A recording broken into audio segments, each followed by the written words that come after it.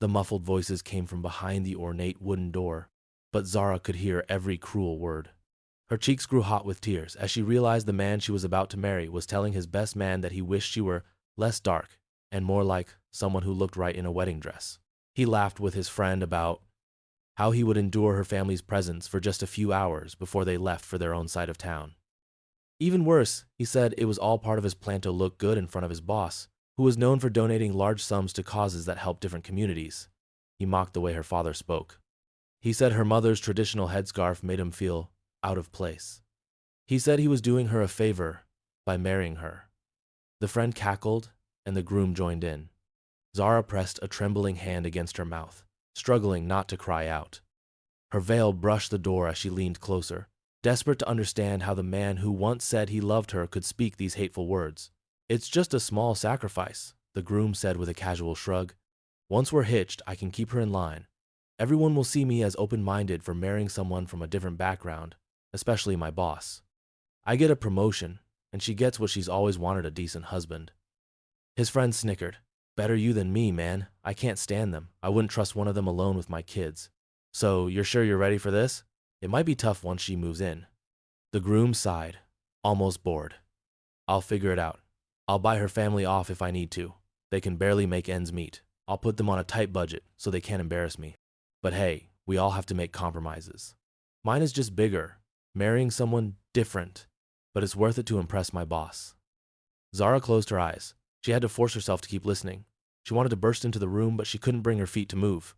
She felt frozen, pinned in place by betrayal. The conversation continued, each word stabbing her heart with a sharper blade. The men joked about how gullible she must be, how she actually believed in love, how she thought he saw her and her family as equals. They claimed she was naive and that it worked perfectly in his favor. Zara felt the walls of her world collapse in that quiet, empty hallway. Outside, guests were waiting for her. They believed this was going to be a joyous day. Her parents, relatives, and friends had traveled far to celebrate. She had been so full of hope. Now, everything was turned upside down by this ugly truth. The man she trusted was a liar and a racist, and he had planned this all along. Her breath came in short gasps. She knew she had to get away before someone saw her. She looked down at the simple white satin of her wedding gown. It suddenly felt like a costume. She felt sick at the thought of wearing it for a man who saw her as nothing more than a pawn. Feeling tears stream down her face, she turned and slipped down the hallway, her footsteps soft but frantic. The words she had overheard repeated in her mind, echoing so loudly she thought she would lose herself. She pulled off her veil, let it fall to the floor, and kept walking. Her heart pounded as if ready to burst. Everything inside her wanted to scream, wanted to confront him right there. But she knew she had to be calm. She needed to leave, to gather herself, and to figure out what she would do next. Zara had believed in love since she was a little girl. Growing up, she often watched romantic movies with her mother. She would see the hero sweep the heroine off her feet and promise to stay by her side forever. She loved those stories, but she was also aware of the world around her. She had faced racism in school, endured name-calling, and experienced cold stares from people who thought she did not belong. Through it all, her mother told her that one day she would meet someone who would see her worth, who would cherish her for who she was. Zara clung to that hope. And then she met Stephen, the man everyone said was such a catch. They met by chance at a friend's birthday party 2 years earlier. At first, she was not sure if his polite smiles and kind words were just courtesy or genuine interest, but he was charming and seemed to say all the right things.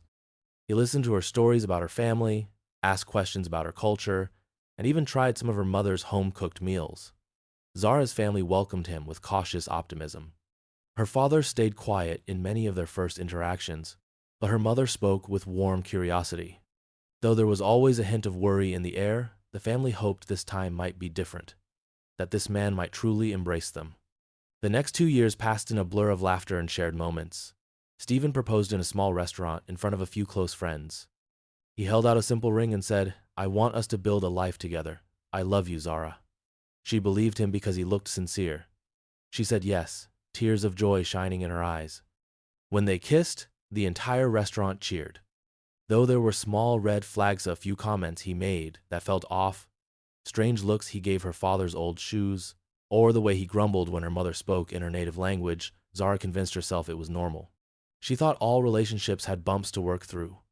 Whenever something bothered her, Stephen would assure her that he loved her no matter what. She wanted to believe him. She wanted it so badly that she overlooked what her heart told her. Her heart whispered that he never truly listened, never truly empathized. She told herself she was being paranoid. When the wedding preparations began, Zara was too busy to reflect on these doubts. She had dress fittings, venue visits, menu tastings, all with Stephen's help. He insisted on booking the most expensive hall in town. He wanted an elegant reception. Zara was touched, thinking he wanted her to feel like a princess on their special day. She did not see the hidden motive that this show of extravagance might impress his boss. He had never told her that his boss had strong connections in the community, especially with charities and outreach programs that helped families like Zara's. He never mentioned that he hoped to gain favor through his interracial marriage. She had no idea that their wedding was, to him, an opportunity. But as the big day drew closer, small tensions grew. Stephen's mother, Diane, sometimes refused to greet Zara's parents. She would stay at her side of the room, arms folded, wearing a tight-lipped smile. Stephen told Zara to ignore his mother's behavior. He claimed she was nervous and just needed time to warm up. But it bothered Zara. She tried to talk to him about how important it was for both families to come together. Stephen only shrugged. "It's just one day," he said. "They'll get over it." Then there was the time when Zara's aunt, who spoke limited English, came to see the wedding decorations in the church. Stephen caught Zara's aunt in the hallway, tried to explain a decoration detail, and grew visibly frustrated when she did not understand him. Later, he snapped at Zara. "Can't your family at least learn enough English to follow directions? They're making everything harder." Zara stared at him in shock and sadness. She told him not to speak about her family that way, and he apologized, but it felt forced. It was the first time she truly sensed a darkness inside him, but she wanted to see the best in him. Love can make you blind sometimes. The night before the wedding, Zara had trouble sleeping. She felt a knot in her stomach. She tried telling herself it was just nerves. She prayed and reminded herself of all the good moments they had shared. But in the morning, as she got dressed in her bridal suite, the feeling returned, stronger than before. She tried to brush it aside, focusing on adjusting her veil and smoothing out her dress.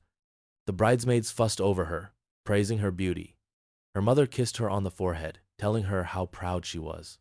Zara swallowed her doubts and told herself, "This is going to be okay. Stephen loves me, he chose me."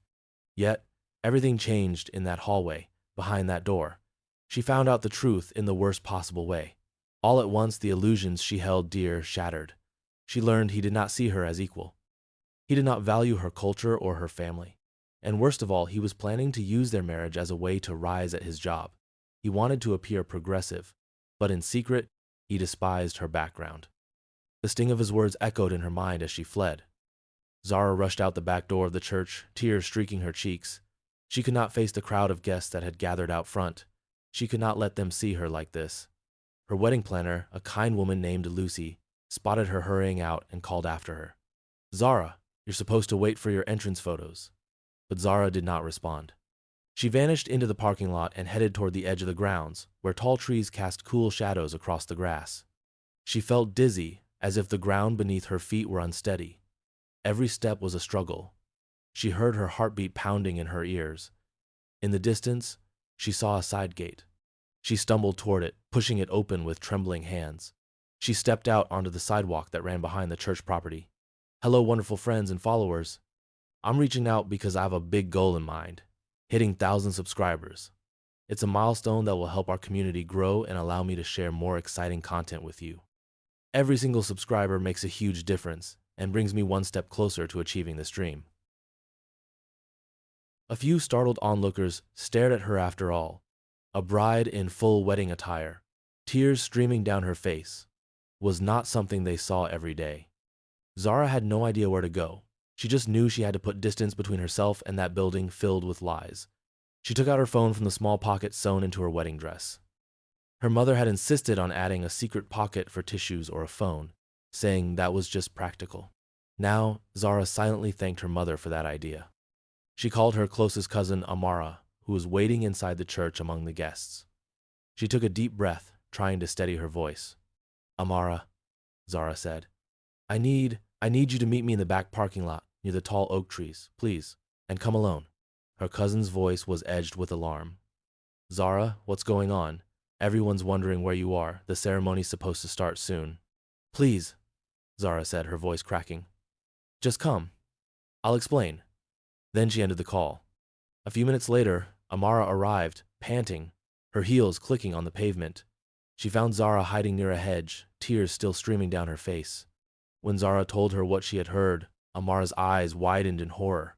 How could he say that? She whispered, her voice shaking with anger. After everything you've shared with him, Zara sobbed. He doesn't love me. He never did. It was all a stunt for his career. And he hates my family, Amara. He hates who we are. What do I do? Amara held her cousin tight, feeling Zara tremble in her arms. We can leave right now, she said. You don't have to go through with any of this. We can make up some excuse or even just let them figure it out. You don't owe him anything. Zara shook her head. Everyone is here my parents, my grandparents. They came such a long way. How can I just walk away without explaining? But if I go inside now, I don't trust myself not to scream at him in front of everyone. Amara looked at her with fierce loyalty. You have every right to confront him. He deserves it. But do you really want to do that here today, with all these people watching? Zara wiped her eyes, thinking hard. It can't happen like this. I need to collect myself. He wants to humiliate me for his gain, but I won't let him. He's used me for months. I can't just run off and hide.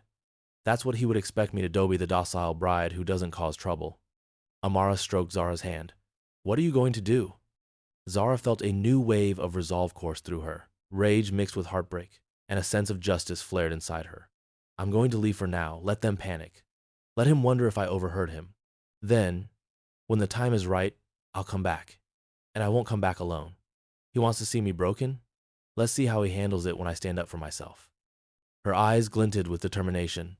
She wanted to gather proof, gather her thoughts, and return at the exact moment that would expose him. She would not be a victim of his cruelty. Zara and Amara hurried away from the church grounds. They walked down a few blocks until they found a small family-run cafe.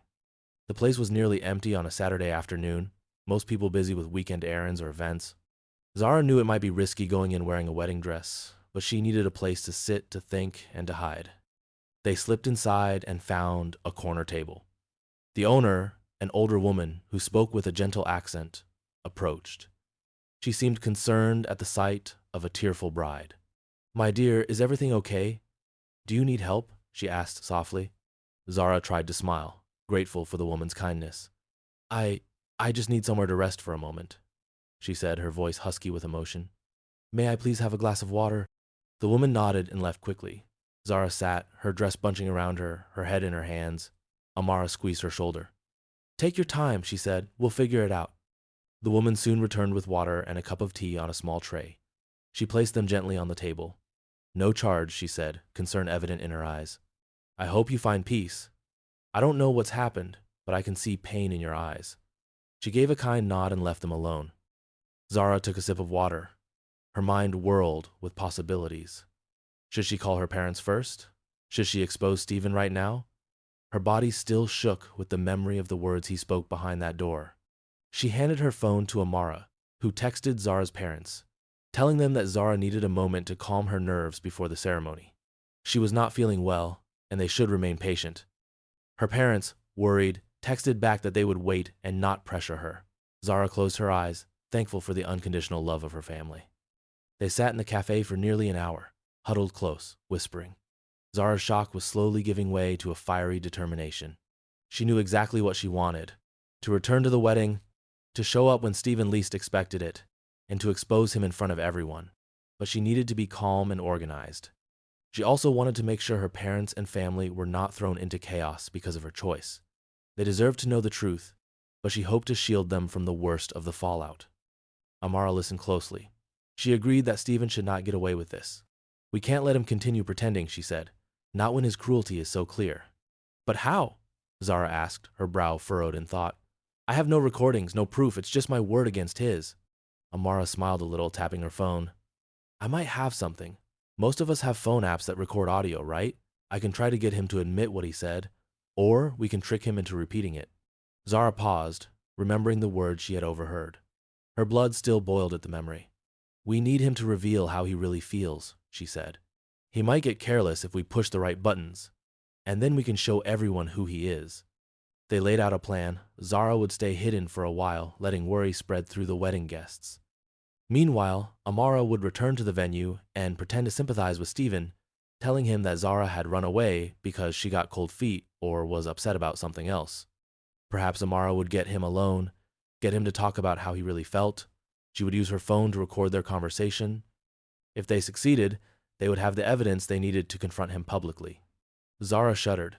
Hearing it once was bad enough, she whispered. But I need everyone else to hear it too. They need to see why I'm leaving him. Amara nodded, her eyes gentle. I'll do it, Zara. You can trust me. And so, with a final hug, Amara left the cafe to head back to the church. Zara watched her go, feeling a mix of fear and hope. If Amara could do this, Zara would return with the strength to stand up for herself and for her family.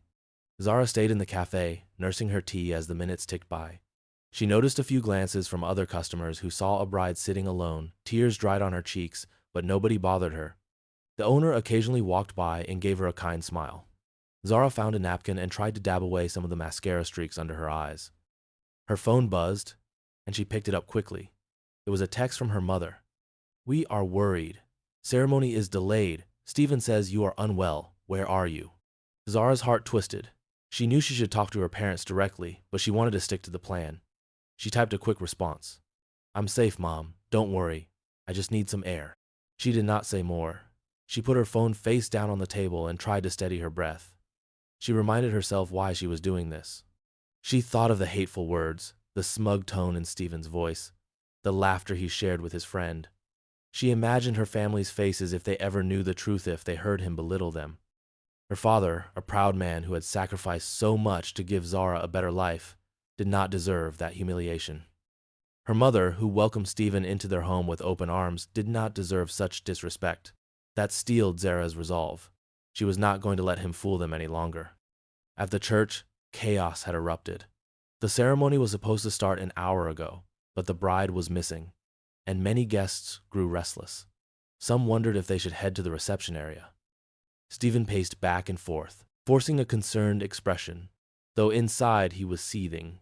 He suspected something was wrong. Perhaps Zara had heard or seen something. He tried calling her phone, but she did not answer. Amara approached him with a look of worry plastered on her face.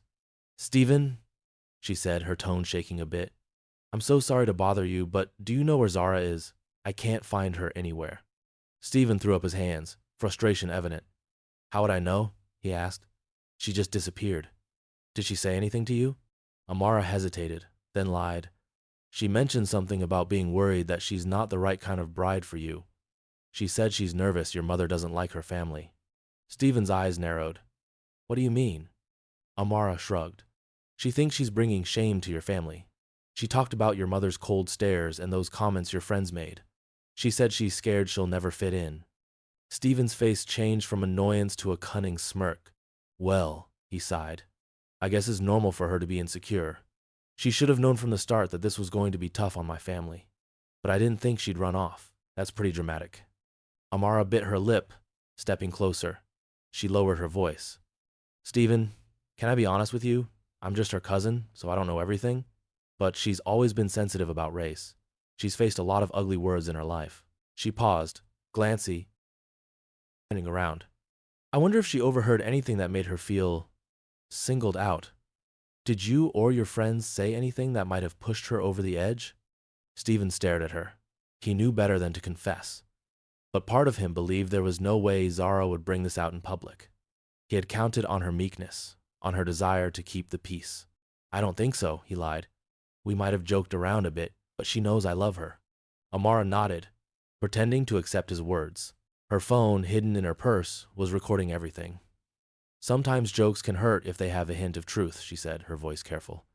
Did you ever say something about her family not being good enough for yours, or that you're only doing this wedding for some reason other than love? Stephen tensed.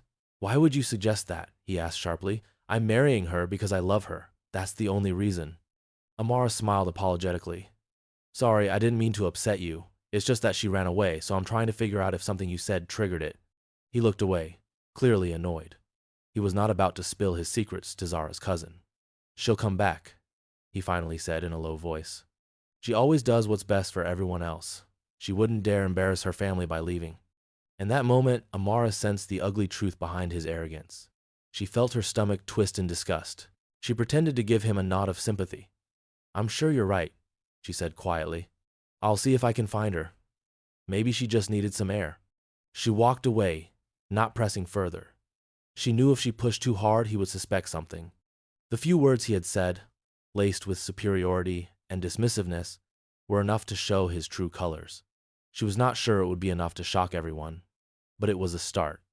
She slipped into a side room, turned off the recording, and listened back. She heard Stephen's harsh tone, how he labeled Zara as dramatic, how he suggested she was bound by duty to her family's honor. It was enough to show that he saw her in a belittling light, but it was not the full confession they wanted. Amara sent a quick text to Zara. "He hasn't confessed much yet, but I have some of his nasty tone on tape. I can keep trying if you want. Or we can think of another plan." Zara's reply came soon after. "Thank you. Let me think. I might have another idea. Wait a little longer. I'll let you know when I'm coming back." In the cafe, Zara paced by the window, her heels clicking against the tiled floor. She thought about the look in Stephen's eyes when she first met him. She wondered if she had always been a target for him, or if he once cared and then changed. She would never truly know. The only thing she knew now was that he was not the man she thought he was. She typed a text to her mother, letting her know she was safe. Her mother insisted on coming to her side. Zara hesitated, but realized she needed the support. She gave her mother the address of the cafe. She also told her mother to come quietly, without alerting everyone else. 20 minutes later, Zara's mother arrived, worry etched across her face. She wore a simple navy blue dress and a soft pink headscarf that framed her kind features. She looked at her daughter in the wedding dress and burst into tears. Zara embraced her, drawing strength from that hug. "Zara? What happened?" her mother asked, voice trembling. "Why is the ceremony on hold? Everyone's whispering. Some people are leaving." Zara felt guilt and pain. She explained haltingly that she had overheard Stephen saying vile things about her and her family. She did not repeat every word, some were too painful, but she shared enough for her mother to understand the betrayal. Tears slid down her mother's cheeks. "How could he pretend for so long?" her mother whispered. She shook her head. "We welcomed him. We trusted him." Zara sniffed, wiping her own tears.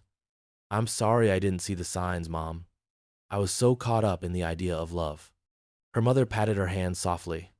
"You have nothing to be sorry for. He is the one who has deceived us." She took a deep breath. "What do you plan to do now, child? Do you still want to marry him?" Zara's answer was immediate.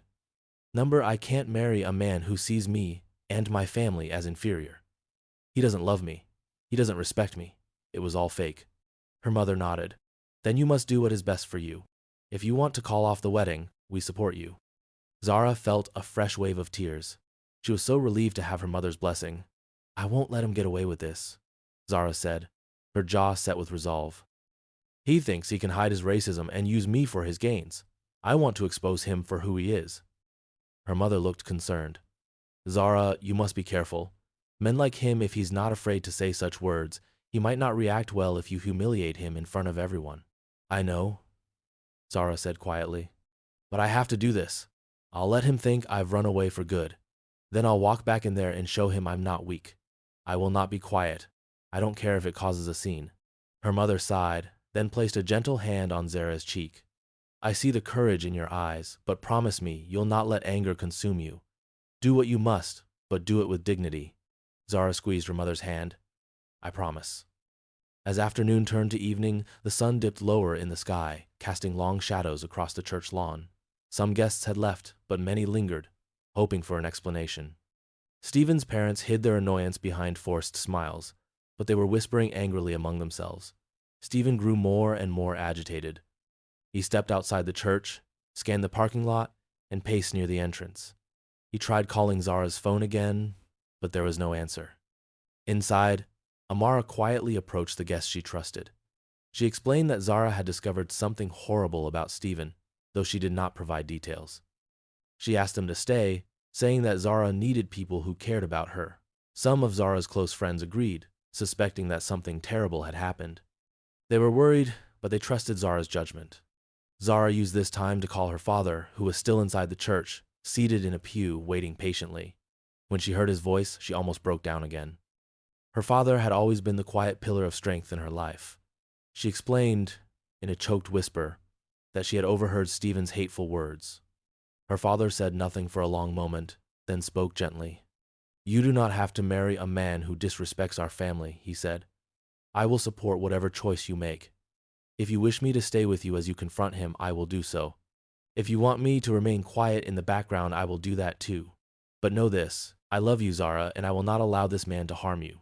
Zara's throat tightened. "Thank you, Dad. It means everything to me. Please remain where you are, and I will let you know when we are about to come in. I want you by my side, but I also need to handle this myself." Her father understood and agreed. Zara ended the call feeling braver. Finally, as the evening light began to fade, Zara decided it was time. She stood in front of the cafe's small bathroom mirror, splashed water on her face, and fixed her makeup the best she could. Her mother helped smooth out her wedding dress and reposition the veil. Zara looked at her reflection.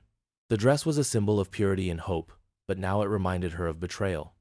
Still, she would wear it for one purpose: to show Stephen, and everyone else, that she would not be his victim. She and her mother left the cafe and took a ride back to the church.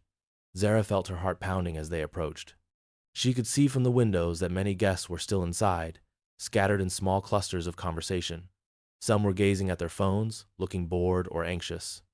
Stephen stood at the front, speaking to the officiant with a strained expression. Word of Zara's arrival spread quickly. People turned to look. Some gasped or whispered. Stephen spun around, relief and anger flashing in his eyes. He rushed toward her. "Zara," he exclaimed, forcing a tight smile. "Where have you been? You had everyone worried. Are you okay?" Zara did not smile. She felt a cold calm fill her. "We need to talk," she said. "Right now, in front of everyone." Her voice was steady and strong. Stephen hesitated, eyes darting around. "Maybe we should speak in private first," he tried to say. "We can go to the back room." "No," Zara said firmly. "We will speak here." The officiant, a gentleman named Reverend Carter, cleared his throat. "Zara, we can give you and Stephen some privacy." "Perhaps we should." Zara lifted her hand to stop him. "Please, Reverend, I appreciate your concern, but I want the guests to hear what I have to say.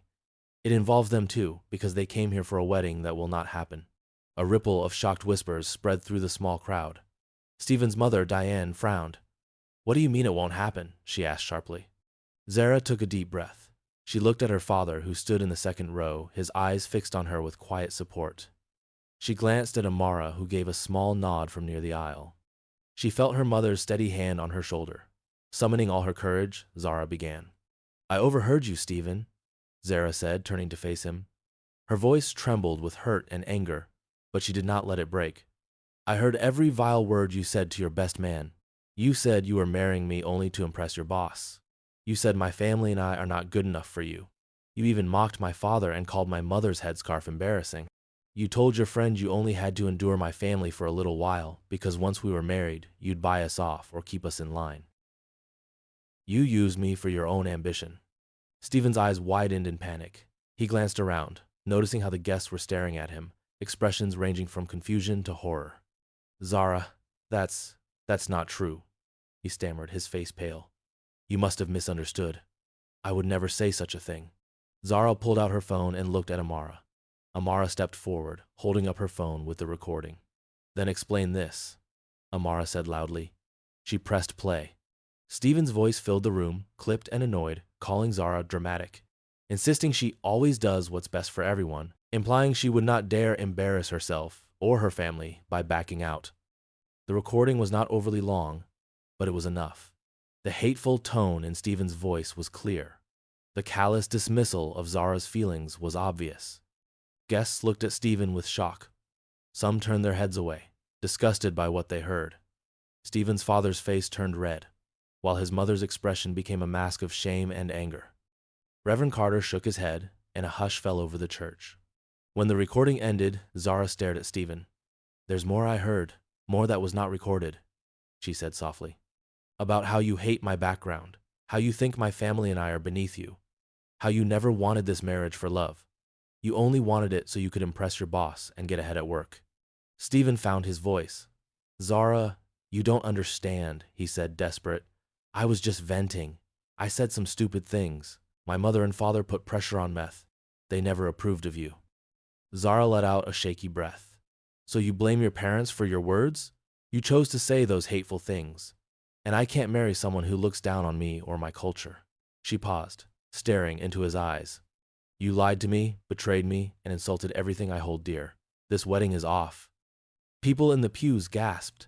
Diane made a strangled sound in her throat, possibly from shock or anger that her son was being exposed. Stephen reached for Zara's hand, but she stepped back, refusing to let him touch her. "Wait," he pleaded, losing the calm facade. "Listen, if you don't go through with this, think about how it will look. Everybody's here. Think about your family's reputation. They'll be humiliated." Zara's voice was cold. "They won't be half as humiliated as you when they learn the truth.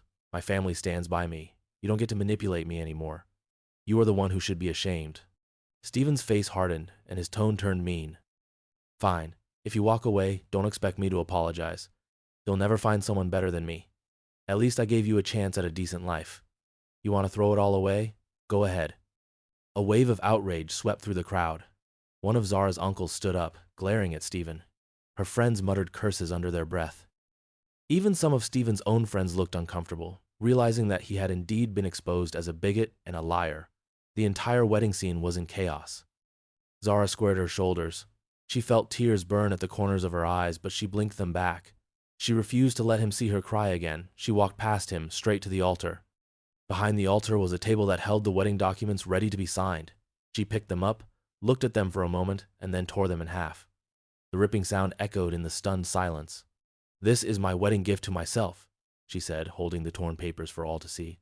"Freedom from a man who never loved me, who never respected me.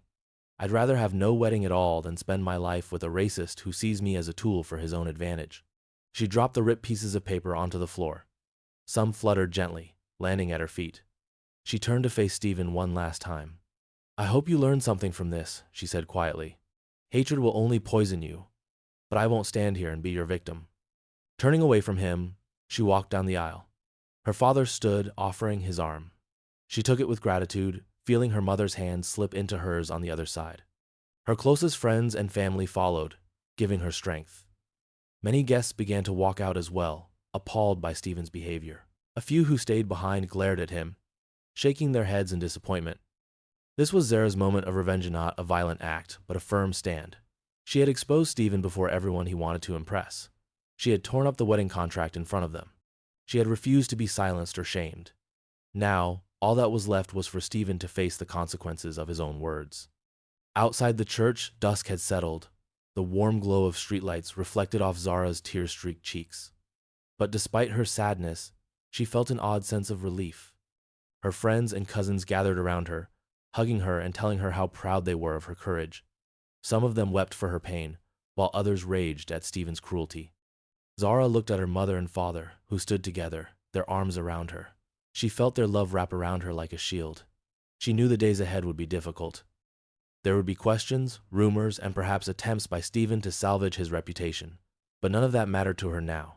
She was free from a loveless marriage and a bigoted partner. She had reclaimed her dignity. One by one, the cars of guests left the church parking lot. Some family members offered to host a small gathering at a relative's home, a place where they could sit with Zara and make sure she was okay. She agreed. She did not want to be alone that night. She wanted to be surrounded by people who cared, who saw her worth, who knew the value of a loving heart. As she walked to her parents' car, she felt a hand on her shoulder. She turned to see Lucy, the wedding planner, her eyes full of sympathy. "Zara, I'm so sorry things turned out this way," Lucy said, voice heavy with regret. "But I respect how you handled it. It was brave." Zara gave a small, grateful nod. "Thank you, Lucy. It wasn't supposed to be this way, but I had to stand up for myself." Lucy handed her a small bouquet of white lilies. "I think you deserve these," she said softly. "They were meant for the altar, but it seems right that you should have them." Zara accepted the flowers, pressing them to her chest. "Thank you," she whispered. The night air felt cool against Zara's face as she climbed into her parents' car.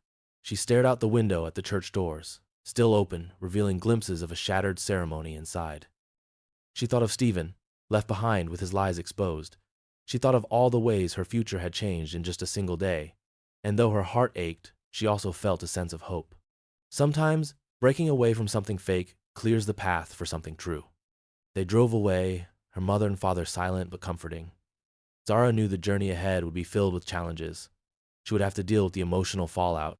She would have to explain to relatives and friends who were not there what really happened. But she would do so with her head held high. She had shown that she would not tolerate hate, even from someone who claimed to love her.